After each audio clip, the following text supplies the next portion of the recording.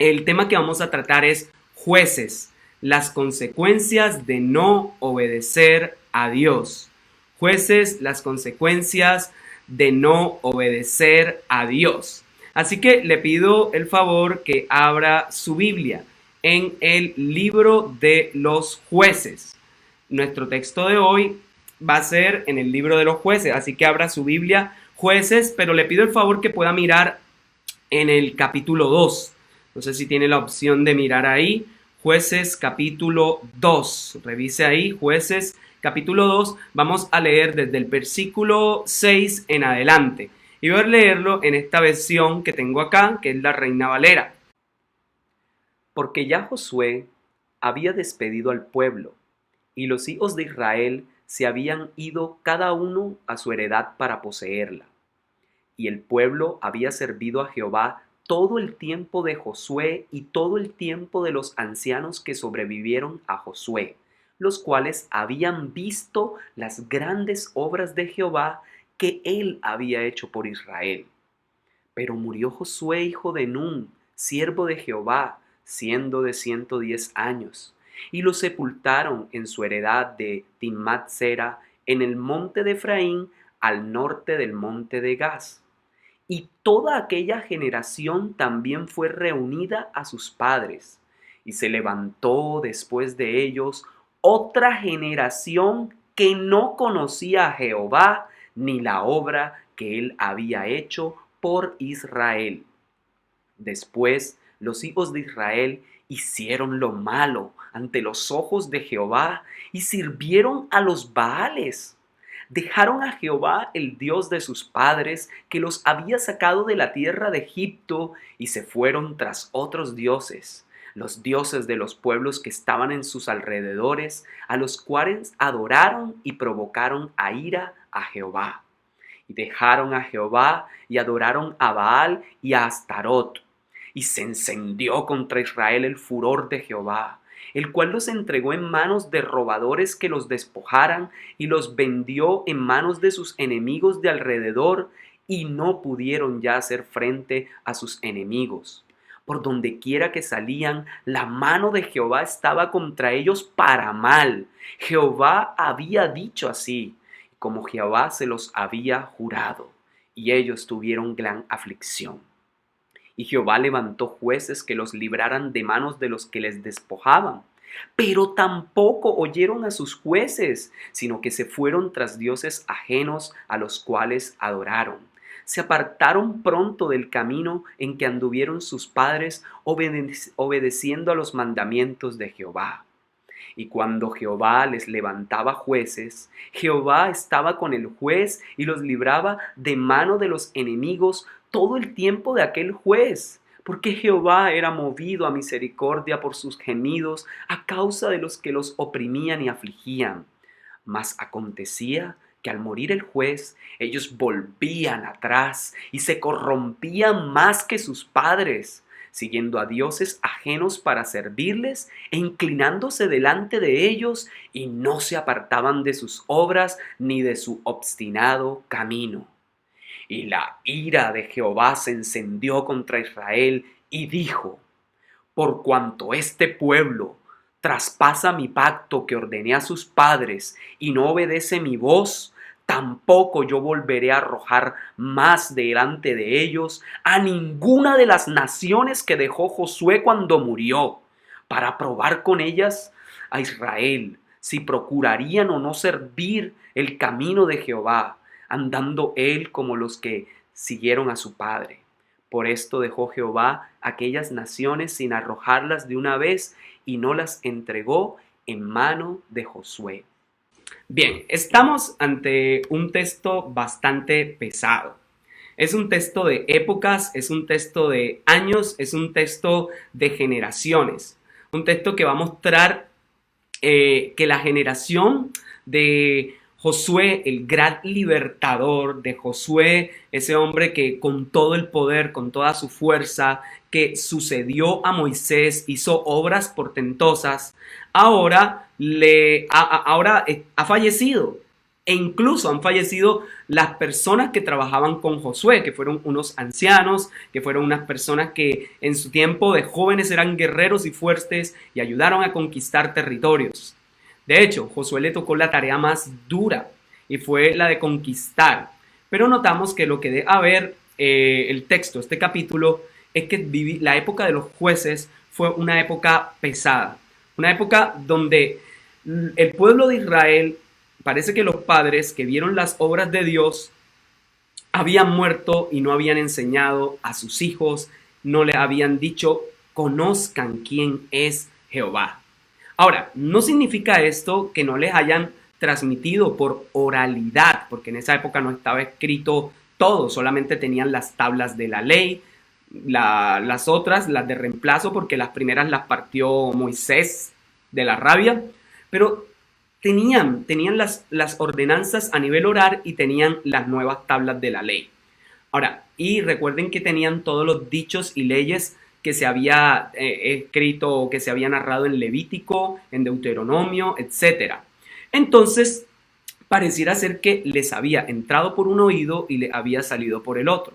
Por un oído y sale por el otro.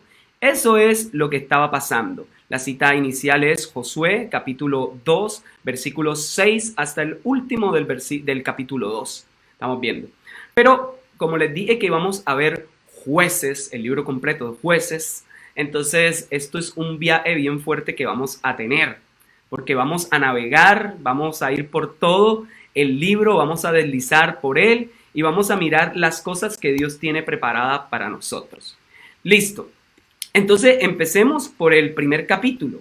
Empecemos por el capítulo 1.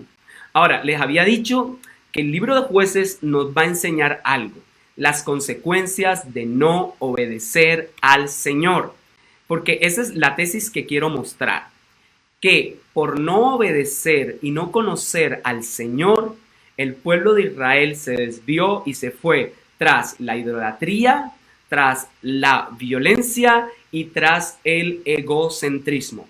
Tres cosas quiero mostrar por el libro de Jueces. El libro de Israel, el libro de los Jueces nos muestra que el pueblo de Israel, por no tener conocimiento de Dios y no obedecerle a Él, se fue tras la idolatría, tras la violencia y tras el egocentrismo.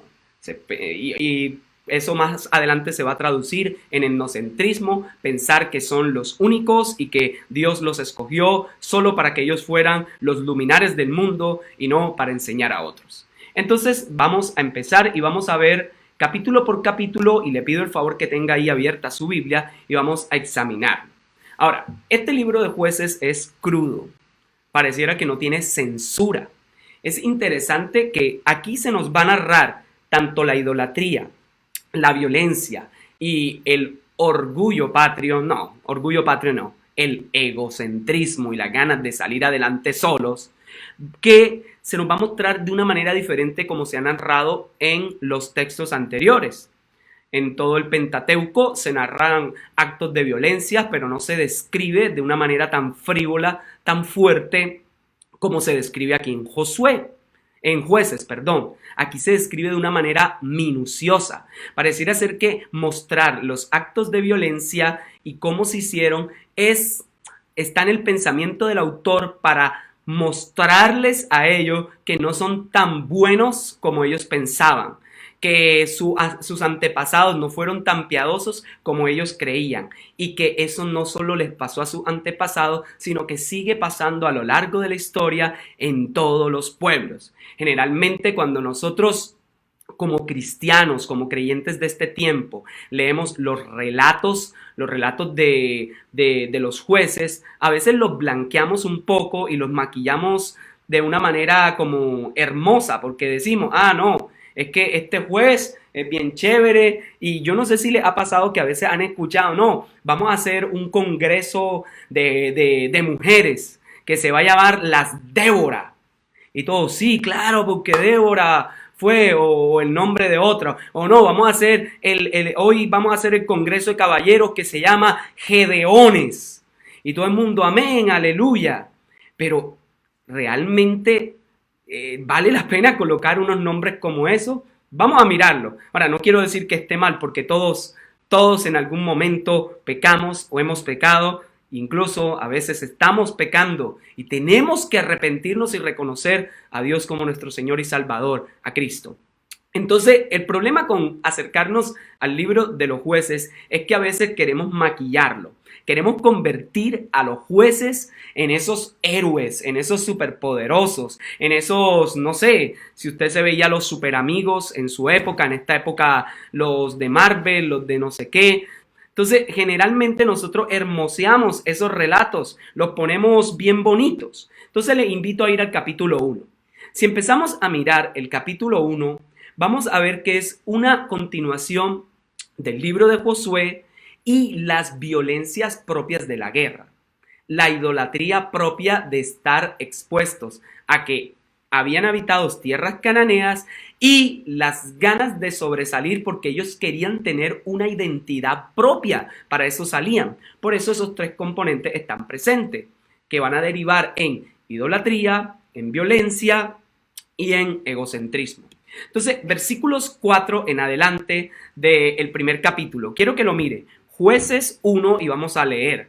Sígalo ahí conmigo para que vea que no estoy metiendo gato por liebre.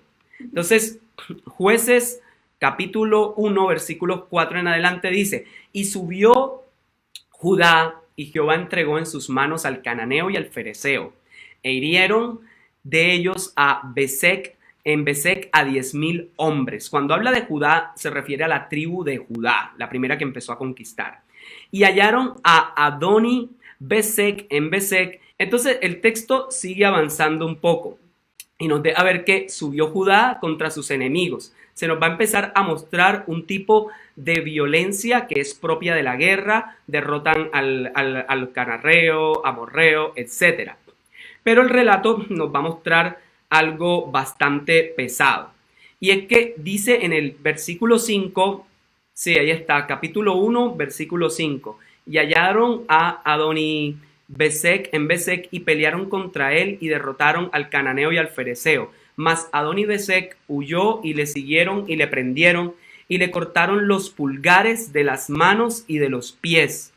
Entonces dijo Adoni Besec, 70 reyes cortados los pulgares de sus manos y sus pies, recogían mis migajas debajo de mi mesa, como yo hice, así me ha pagado Dios. Y se lo llevaron a Jerusalén, donde él murió. Bien, hermanos, esto es horrible, ¿cierto? Aquí, desde el primer capítulo, se nos va a mostrar que hay una violencia más fuerte que la propia guerra. Ahora uno dice, ¿cómo es posible que se tenga que narrar esto donde un rey, Adoni Besec, es mutilado? Hasta ahora, como les dije, en el Antiguo Testamento no había pasado en los libros anteriores. Nunca había sucedido esto. Primera vez que empiezan a detallar actos de tortura.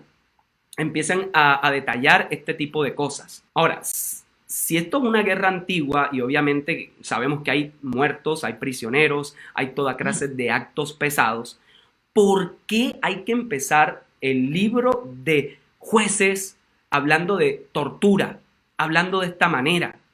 Esto me parece a mí muy pesado. Pero la respuesta viene en el versículo 7. Quiero que lo miren ahí, versículo 7.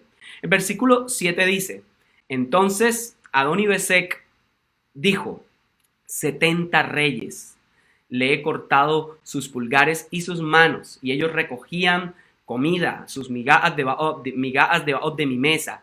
Así me ha pagado Dios como yo les hice a ellos. Y lo llevaron a Jerusalén. Es como que está diciendo, desde el inicio del libro nos va a mostrar algo. En el capítulo 1 se supone que nos quiere mostrar que haya una diferencia entre el pueblo de Israel y Canaán, pero Israel se está comportando de la misma forma violenta que el pueblo de Canaán.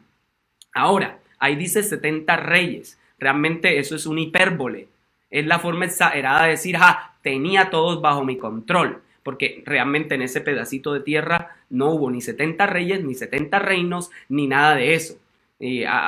como máximo como unos 18, 20, no, pero 70 no los hubo, es una hipérbole para decir yo tenía poder sobre todos, los conquisté a todos, o tal vez 70 señores, pero no reyes. Entonces lo que nos muestra es que ellos aceptaron y acogieron la cultura cananea, y esa cultura cananea no respetaba la humanidad e incluso no respetaba las normas de clemencia en medio de la guerra. Entonces se nos va a empezar a mostrar que las actitudes del pueblo de Israel empezó con guerra hacia los enemigos. Y este es un concepto que va a ir evolucionando. Israel empieza, como consecuencia de no conocer y obedecer a Dios, peleando contra sus enemigos, pero a lo largo del libro va a haber un cambio.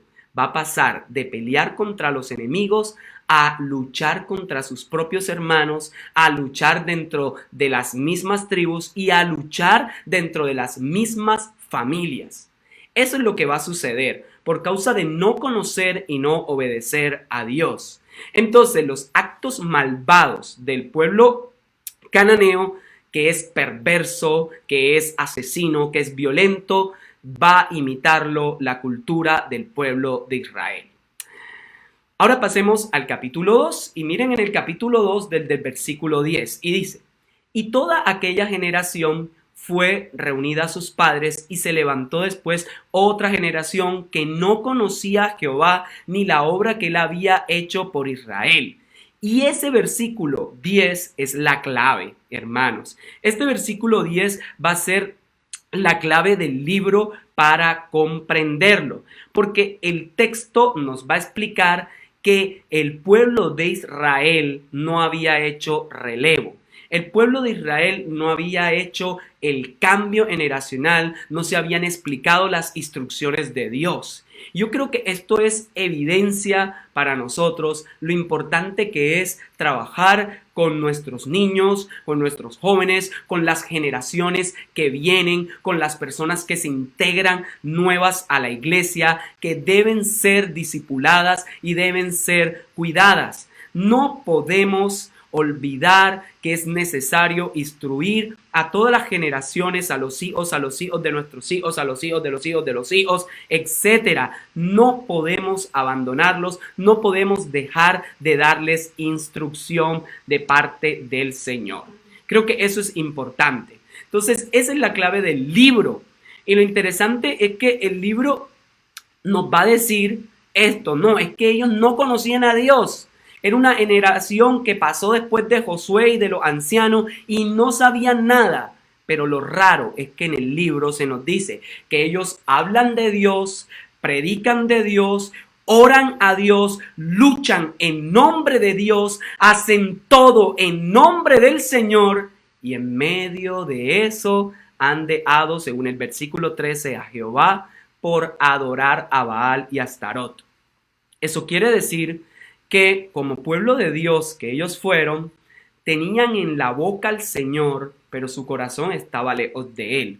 Crítica que a lo largo de la Biblia aparece. Por ejemplo, en el libro de los Reyes, en el libro de las Crónicas, se exhorta a los reyes y al pueblo por hablar de Dios y no seguirlos con su corazón.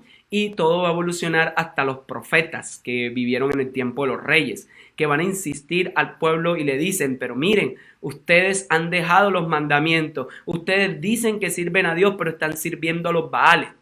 Recuerden el punto de Elías que estuvimos hablando hace 2 domingos. Elías en algún momento va a hablar de la misma forma, vamos a ver quién es Dios, vamos a demostrarlo de una vez, Baal o Jehová. Entonces, hermanos, aquí la primera característica que vamos a ver por el capítulo 2, versículo 13 del libro de los Jueces, es que se había formado una generación idólatra por causa de no conocer a Dios. Y creo que deberíamos examinarnos en este tiempo y preguntarnos qué cosas se convierten o se han transformado en conductas idólatras para nosotros. Porque muchas veces pensamos que la idolatría es seguir estatuitas y eso. No. Idolatría es colocar en primer lugar cualquier cosa antes que el Señor y creer que todo eso vale más la pena que Dios. Y en últimas, colocar nuestras esperanzas en algo, alguien, en lo que sea antes que a Dios y tenerlo en más estima es idolatría. Y la idolatría puede ser tan sutil como el anhelo de tener un cónyuge ideal que dice, pero es que si mi esposa fuera así, si fuera de esta manera, etcétera, hasta que en tu mente te forma un tipo de ídolo que en la realidad no corresponde y lo más seguro es que no va a corresponder. Lo mismo va a pasar con aquellas personas que están pensando siempre, no, pero es que este trabajo y yo conseguiré este trabajo o esto, o que buscan estar mintiendo por cualquier y otra situación. Entonces, todo eso se nos puede convertir en un ídolo. El ministerio aún se puede convertir en un ídolo. Y es algo que a mí como pastor me toca estar revisando, que esto no se convierta en un ídolo a seguir.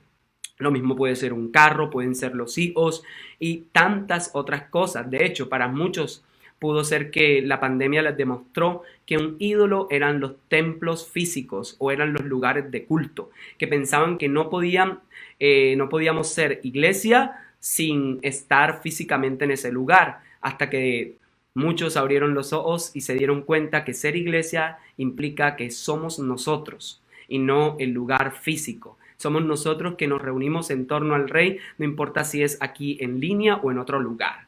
Entonces, la primera característica que podemos ver de un pueblo que no conoce a Dios es Jueces 2:13. Se van tras la idolatría, empiezan a seguir cualquier cosa. Entonces, los cananeos eran un pueblo corrupto, era un pueblo lleno de idolatría y la conducta de Caná, la conducta cananita se les había pegado a los señores de Israel. Entonces los infieles del pueblo de Israel pedían socorro, auxilio, pedían ayuda y cada vez que se veían apurados lanzaban al Señor a gritos, Señor, necesitamos, queremos volver a ti, y Dios en medio de todo eso les mandaba un juez y mientras el juez estaba vivo los salvaba. Y es interesante ese punto. Ahora, ¿cómo puedo probar la tesis que he dicho que realmente la primera consecuencia es la idolatría?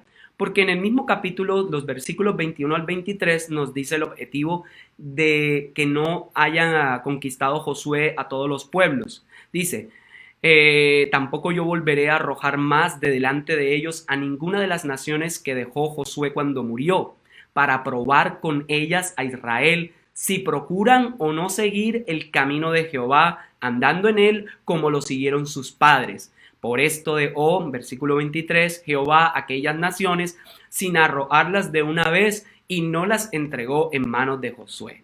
Entonces aquí está la prueba de que realmente se relaciona con la idolatría y que fue un propósito de Dios para comprobarlo. Hermanos, pasemos la página, capítulo 3, o pase el dedito, deslícelo en su Biblia electrónica. Capítulo 3. Se nos va a mostrar una espiral de jueces peores, que si alguno era buen juez, el otro va a empezar a ser peor, ¿cierto? Entonces, y esta es una gran característica que hay dentro del libro de los jueces. El libro de los jueces nos va a enseñar lo fuerte que es, lo fuerte y lo terrible que es dejar a Dios, dejar su palabra, dejar su conocimiento, dejar todo. Lo interesante dentro de todo esto, como les decía, es que va a seguir evolucionando la violencia y va a seguir evolucionando la forma como los jueces se están relacionando. Y como les decía, miren, en capítulo 3 aparece Otoniel. Con Otoniel aparece una violencia propia de la guerra. Hicieron pues los hijos de Israel lo malo ante los ojos de Jehová, y olvidaron a Jehová su Dios, y sirvieron a los Baales y a las imágenes de acera. Estamos en el capítulo 3. Ahora, versículo 8. Y la ira de Jehová se encendió contra Israel, y los vendió en manos de Cusaristaín, rey de Mesopotamia, y sirvieron los hijos de Jehová. Ahora, si ustedes empiezan a revisar, aparece que Otoniel, hijo de Cenaz, hermano menor de Caleb, uno de los que ayudó a Josué, dice que el Espíritu de Dios, que es otra constante, viene sobre su vida y liberta al pueblo. A mí me llama la atención eso, que una de las constantes va a ser esa, que Dios levanta un juez y hay reposo en la tierra, y ese juez está lleno del Espíritu de Dios. Ahora, el que esté lleno del Espíritu de Dios es interesante. Venía, pero no permanecía. Iba y venía. Ahora, esto no indica que Dios apruebe todas las cosas que haga el juez. Y lo vamos a ver a lo largo de esto. El siguiente, versículos 12 al 30. Sígame con su Biblia, por favor. Aparece un juez que se llama Ahot. Ahora, este es parecido a Otoniel, pero este viene con una historia más larga. Ustedes van a notar en el libro de los jueces eso, que a medida que se avanzan los jueces, son peores en carácter, en hechos violentos, en hechos idólatras, en hechos egocéntricos, pero también el relato se vuelve más largo, como para mostrarnos o hacer un énfasis en el carácter moral. Aquí, en el principio, les decía lo del capítulo 1 que apareció ese rey que le cortaron los dedos. Es una burla hacia él. Ahora miren la burla que hay acá. Entonces, acá en el versículos 12 al 30, aparece del capítulo 3 Ahot, y es más fuerte la descripción gráfica y detallada de la violencia. Aquí vamos a ver una historia muy bizarra. Pareciera como de El Teso o de Muerto Diario, de esos periódicos amarillistas, pero ni esos periódicos son tan fuertes como lo que parece aquí. Aparece un rey que se llama Eglón, ese rey es malo, malísimo, y este hombre, Ahot o Ehud, aparece que entra y llamado por Dios va a rescatar, va a salvar al pueblo, entra al palacio de ese rey, entra, le ofrece un regalo, unas lisonjas, todo muy feliz. Es decir, empieza como de una manera engañosa. Y después que ha salido y le ha entregado el regalo, se devuelve y le dice, rey, tengo que decirle algo. Parece que hay una conspiración. Y en medio de decirle eso, el rey manda salir a todo el mundo y se queda con Ahot. Cuando se queda con Ahot, se describe que el rey era exageradamente gordo y su panza tenía pliegues sobre pliegues. Y dice que sacó Ahot un cuchillo como de un codo de largo, por aquí, y se lo enterró. Por eso les digo, esto es muy gráfico y muy fuerte. Se lo enterró y era tan gordo el hombre que se le quedó adentro el cuchillo. Se le abrieron los vientres y salió todos los intestinos. Es decir, es muy horrible la forma como se describe.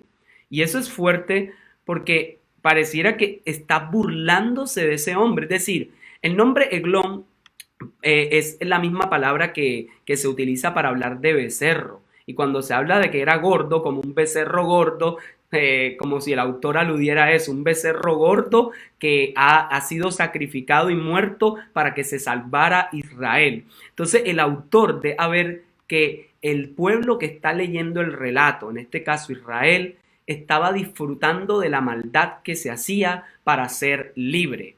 Estos detalles no eran necesarios escribirlo ni dejarlo ahí, pero el autor consideró hacerlo para mostrarnos que el pueblo estaba cada día más consintiendo la maldad, que con cada juez era peor la maldad y la violencia. Por eso es que la descripción de esos detalles y la burla nos indican que la violencia para el pueblo de Israel era un disfrute en el tiempo de los jueces. Y el mensaje que quiere traer a nosotros hoy es que la violencia no debe disfrutarse y no debemos acomodarnos a ella. En el capítulo 4 es todavía peor. Si el 3 fue fuerte, en el capítulo 4 aparece una mujer.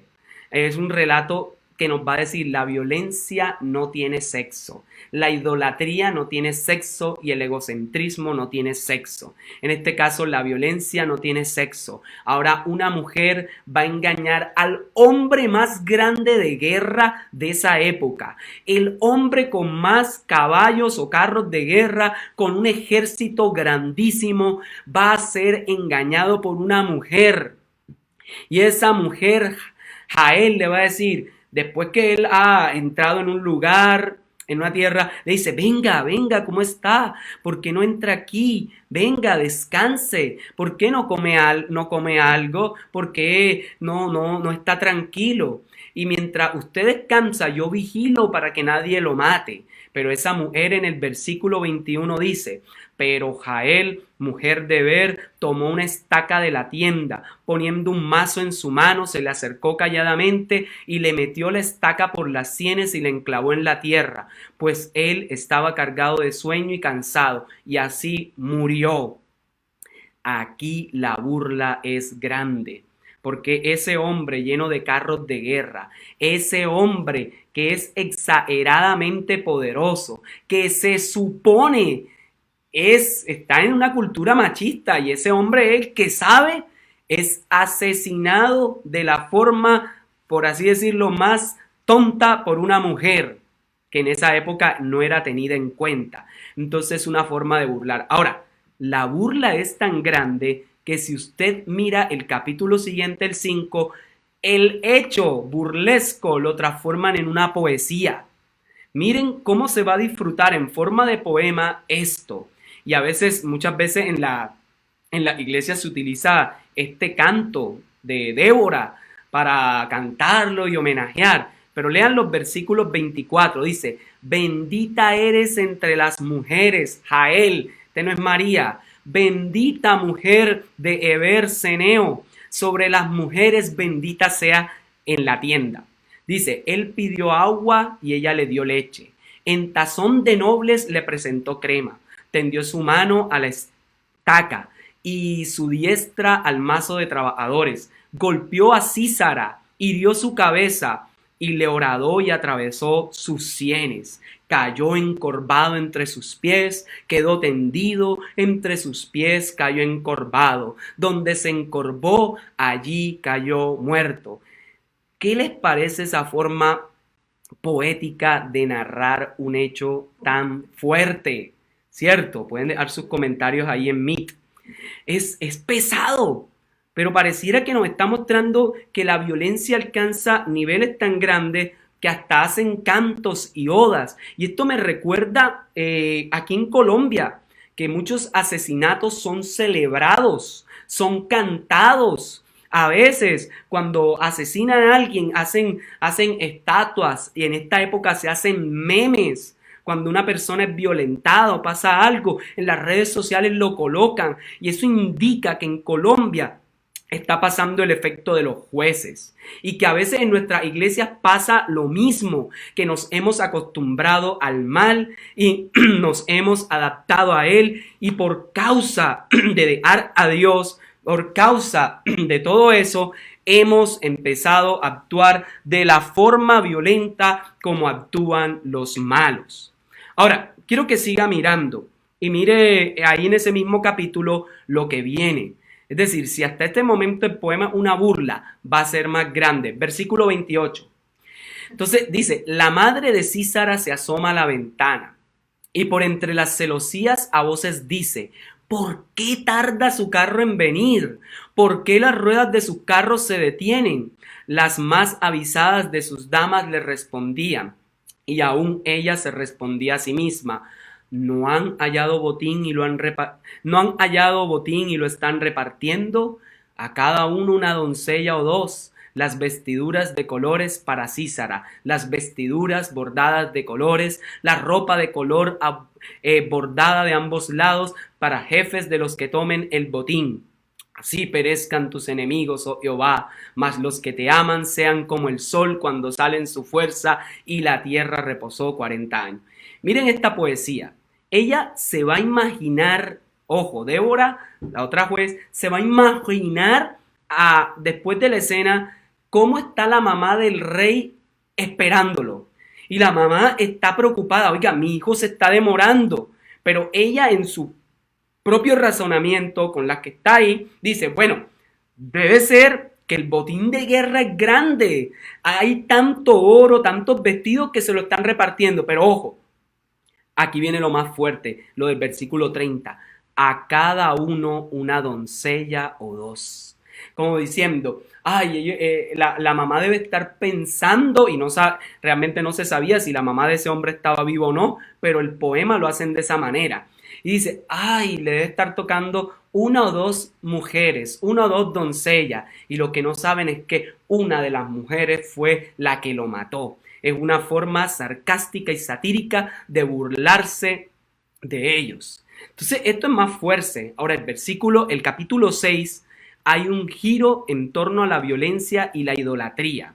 Ahora la violencia no es contra los enemigos de Israel. Ahora la violencia es de tipo fraternal, entre tribus, en el seno de la casa. Hay conspiraciones, hay traiciones. Y eso va a llegar hasta el capítulo 21. Porque los jueces, en vez de ser mano de Dios para justicia y mostrar la gloria de Dios, son victimarios crueles que empiezan a hacer daño a Israel y desviarlos por ídolos. Si ustedes revisan el capítulo 9, miren conmigo el 9, vamos a encontrar como un mini resumen de todo lo que pasa hasta el 21, y es una fábula, la famosa fábula de Jotam, donde se nos narra de forma satírica que las plantas, los árboles del campo, del bosque, están pidiendo rey. Entonces, lo primero empiezan con el olivo. El olivo, la higuera y la vid, la higuera es la misma breva. El olivo, la higuera y la breva son de valor económico para la nación. La higuera, el olivo y la vid tienen valor útil para comerciar, comer y enriquecerse. Pero la zarza o los espinos no tienen valor. De hecho, no se podían utilizar para comerciar y era más bien como un arbusto que les estorbaba. Era el árbol que no aportaba nada para ellos, que no tenía nada de valor, que era un inútil. Entonces, lo que van a hacer es que aparece un nuevo, esa fábula aparece diciendo que todos intentaron, los útiles, la gente útil empezó a decir, yo no puedo gobernar porque yo estoy produciendo. Yo no puedo gobernar porque estoy haciendo eso. Pero parece que el más inútil, el más violento, respondió hacia los demás. Pero el espino respondió a los árboles, si de veras quieren ungirme como su rey, vengan y refúgiense bajo mi sombra. Y ese árbol no tiene sombra porque es un arbusto. Pero sino que salga fuego del espino y que consuma los cedros del Líbano. Está diciendo, el único valor que tiene es la violencia y la guerra y la maldad y sus ganas de ser rey a la fuerza. Entonces, el único que quiere ser rey es el inútil que no sirve como factor productivo para el país. Y algunos están pensando en nuestra realidad colombiana o piensan en eso. El que no aporta nada para la sociedad y sabe matar, ese es el que dice y acepta los cargos políticos, los cargos superiores y de carácter que pueden ser monárquicos para ellos. Entonces, esto es una crítica a los gobernantes. Se les dice que ellos solo saben resolver problemas por la violencia y que no son productivos, que solo la gente inútil es la que quiere aceptar ese tipo de cargos. Ahora, estoy hablando del contexto de Israel, luego usted mirará las aplicaciones que pueda haber. Entonces, esa fábula nos ayuda a comprender cuando Israel es oprimido, ¿cierto? Dios lo salva, ¿cierto? Pero ellos recurren, ellos en vez de dejar que Dios los salve, ellos optan por medios violentos. Recuerden que la mayoría de las guerras de Israel fueron ganadas o fueron vencidas sin necesidad de pelear violentamente. Entonces yo creo que tenemos que tener en cuenta estas cosas. Bien, ya para ir cerrando, los capítulos 10 al 12 van a mostrar lo que es la religiosidad. Y por lo menos podrían ver Jefté. Jefté, uno piensa que ya hasta aquí ha leído todo, que no puede haber un mal peor. Pero aquí va a aparecer un hombre entre sus hermanos, rechazado, dejado, olvidado, que forma un grupo armado y como lo habían rechazado, empieza a hacer toda clase de bandideces, pero sus hermanos lo llaman para que defienda a Israel. Y en él se va a cumplir la fábula de Jotam, porque él es como la zarza. Él es el violento que no aporta nada, que solo sabe hacer violencia para traer cosas. Y ahí es donde vamos a encontrar una gran locura. Este hombre no conoce a Dios y es capaz de decir: la primera persona que venga a mi encuentro, voy a ofrecerle en sacrificio. Y le sale el tiro por donde no debe, se le regresa a sí mismo, porque la que sale al encuentro es su hija y tiene que asesinarla. Entonces, este salva pero asesina. Y así va a aparecer el carácter ególatra luego, donde uno pensaba que no había más, un insensato ególatra y apostador que es Sansón. Y ese se repite la estrofa en los mismos capítulos. Los hijos de Israel volvieron a hacer lo malo delante de los ojos de Jehová. Y dice: y los entregó en mano a los filisteos. Y aquí Sansón llega al colmo de los colmos. Está totalmente lleno de idolatría. Ora, hace de toda clase de cosas, pero en medio de eso, él termina humillado. Aquí ya la burla no es contra los enemigos de Israel, sino contra el juez que tenía que salvar a Israel. Y por último, los capítulos 17 al 21 nos muestran la consumación de la violencia, de la idolatría y de la egolatría. Aparecen sacerdotes vendiéndose al mejor postor, secuestrados porque alguien quiere tener su culto propio. Aparecen genocidas porque quieren desaparecer una tribu. Aparece por causa de vengar la violación de una mujer, terminan acabando con otra parte de una tribu, matando a todos los hombres y dejando vivas solo a las jóvenes vírgenes para entregarlas a otros, y se crea un festival donde se avala que puedan ser capturadas doncellas cuando alguien necesite una mujer para la tribu de Benjamín. Entonces el colmo llega ahí con el levita y su concubina, donde ya se nos dice que el peligro no está en la tierra de Canaán, sino que está en la propia tierra. Por eso la mujer de él es muerta, es asesinada en manos de los benjamitas. Entonces, ojo, pueblo de Dios, que a veces pensamos que la violencia está fuera de la iglesia, y muchas veces la violencia está en nuestros hogares, la violencia está en medio de nosotros, con la forma en que hablamos, con nuestras palabras. No descuartizamos como hizo el levita, sino lo hacemos con nuestras palabras, con nuestros actos, con nuestro carácter. El capítulo 19, versículo 30 dice una realidad que aplica hoy. Y todo el que veía aquello decía: jamás se ha hecho ni se ha visto tal cosa, desde el tiempo en que los hijos de Israel subieron de la tierra de Egipto hasta hoy. Considerad esto, tomad consejo y hablad. El colmo de todo esto, ¿saben cuál es? Que el capítulo 1, versículo 1 de Jueces empieza con todos reunidos como uno para acabar con los enemigos y decidir quién va a atacar.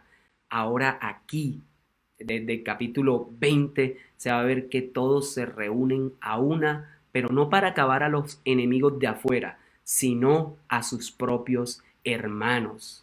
La oración del inicio del libro es: Señor, ayúdanos, ¿quién va a ir a combatir contra los de afuera? Ahora la oración es: Señor, dinos, ¿quién va a ser el primero en subir a matar a nuestros hermanos?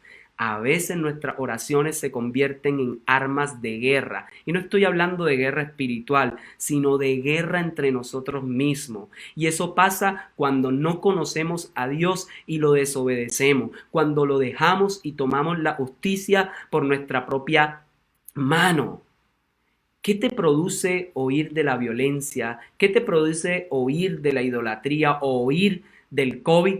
¿Será que ya te parece tan normal y ya no te importa si te cuida o no, o si hay violencia o no, o si alguien adora de una forma o está en conducta idólatras? A veces estamos en ese proceso de cosas que las vemos tan seguido que el corazón nuestro se coloca con una coraza. Saben, este libro nos enseña que la idolatría, la violencia y el orgullo o el egocentrismo no son cosa de risa.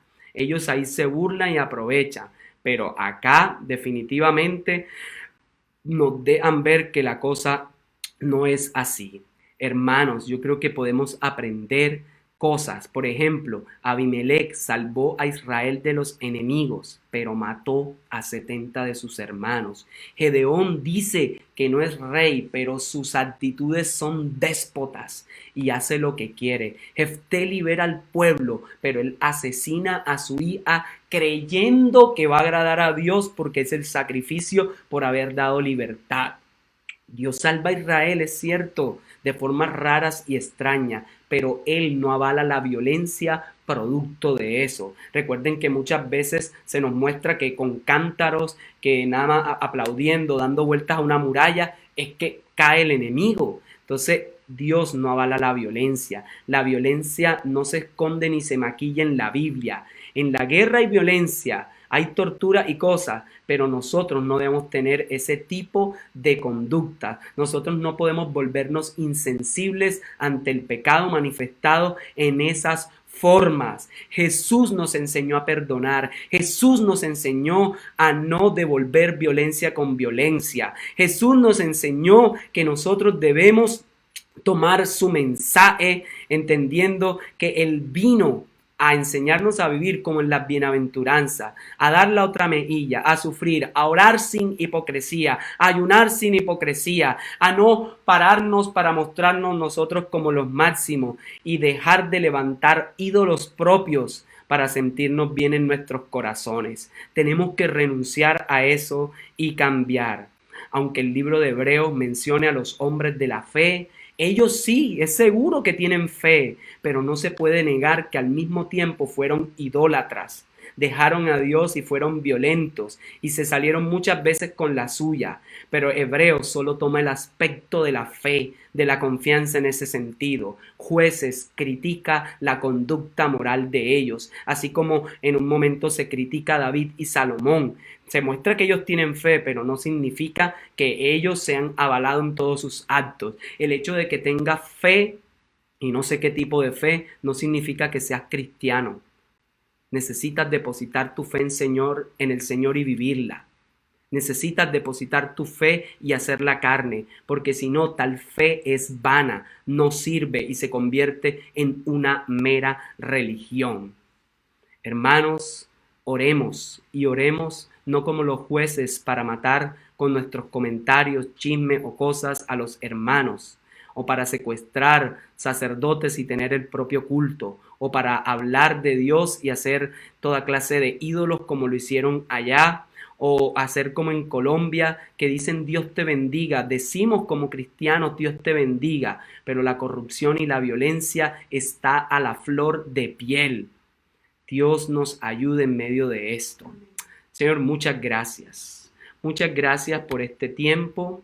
Gracias por hablar a nuestros corazones y gracias porque nos llamas a examinarnos. Este libro de los jueces nos llama la atención a revisar cómo están nuestras conductas, que no vivamos bajo una idolatría, que no vivamos bajo conductas que nos llevan a la violencia y a la maldad, a examinarnos, que como árbol de vida para las naciones entendamos, Señor, que tu propósito con nosotros es que seamos de los que imitan a Jesús, que son capaces de ir a la cruz y no responder a los actos de injusticia con injusticia, a los actos de maldad con maldad, sino con bien. Ayúdanos a mostrar el Evangelio. Señor, también hay esperanza. Si hemos actuado violentamente, si hemos irrespetado a la esposa, si se ha respetado al esposo, si se ha respetado a los hijos, a vecinos, a otras personas, ayúdanos a pedir perdón, ayúdanos a comportarnos, Señor, como Jesús lo haría. Si hemos descuidado nuestra vida de oración, si te hemos colocado en el último lugar y hemos erigido nuestra propia vida como ídolo, perdónanos y lávanos con tu preciosa sangre. Gracias por estar en medio nuestro. En nombre de Jesús, amén.